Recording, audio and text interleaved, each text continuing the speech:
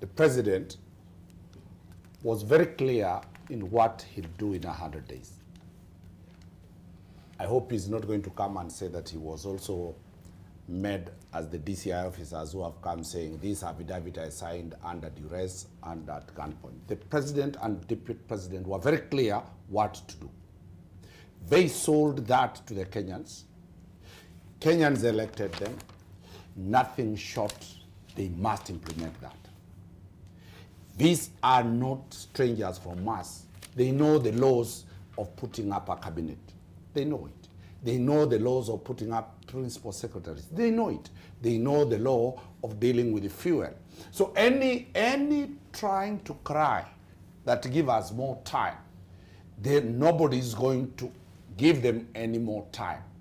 The hustlers want their unga down. The hustlers want the petrol prices going down. The hustlers are holding them to account. So when Azimio pushes hard, Azimio is not telling them to do what they did. Like now, I've not had Raila Odinga tell them, give Kenyans 6,000 shillings. It was not part of the bottom manifesto. Mm-hmm. It was Raila's manifesto. So when they are being put to pressure, actually we demand more pressure from citizens because we were promised and we cannot wait. The question of asking for another leave for 1 more year was not part of the manifesto. The honorable thing is that if they cannot deliver, they have an option to resign. Because once you fail to deliver what you have promised, then in honor, you quit. Because you are admitting failure. So this government, if it is admitting failure, even before it has started, that they cannot implement anything, how will the opposition deal with it? My good friend has talked about Azimio having not constituted a shadow cabinet minister. It is not found in any provision of the law. They promised. It is not found in any provision of the law. They have promised. As what we are saying. We've seen Kalonzo Musyoka speak about it a couple of times. That's what I'm saying. Mm-hmm.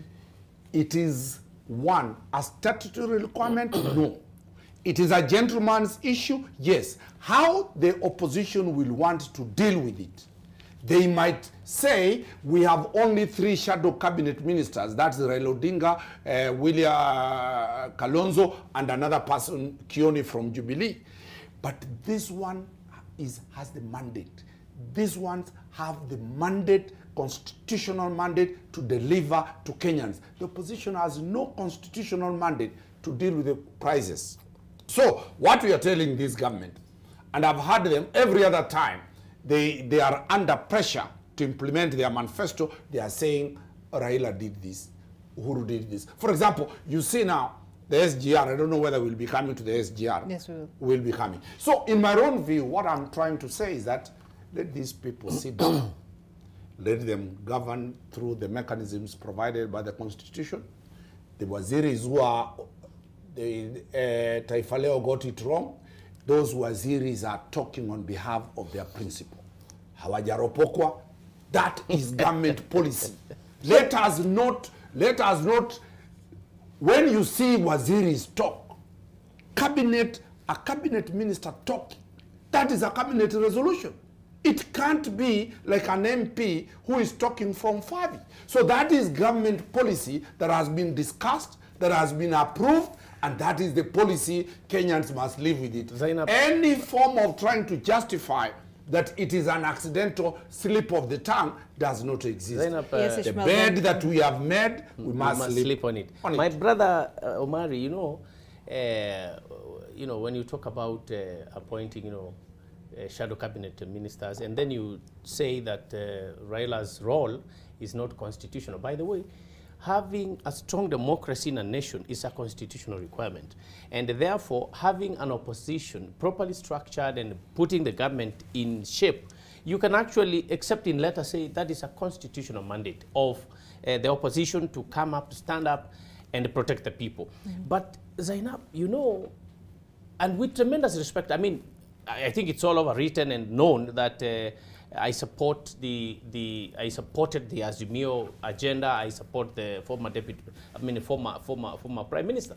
But you've recently seen luminaries from ODM trying to run away. You know, I think from Kisii I saw Ongwae, I saw Ongera, you know, Janet. You know, they are going away. Why? I don't know. These are people, life members of a party who should not. So for me, the responsibility of Raila Odinga to explain how does somebody steal your socks when you are wearing your shoes on, that is his first mandate. He should explain to his supporters that, you know, gentlemen, I am still your leader. I will make it, but what happens is A, B, C.